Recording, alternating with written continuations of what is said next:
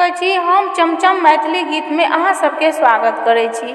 आइ एगो हम भगवान के गीत कहै छी, अहाँ सब गोटा मिल के देखब सुनब। हमर चैनल के सब्सक्राइब, वीडियो के लाइक जरूर कऽ देबै।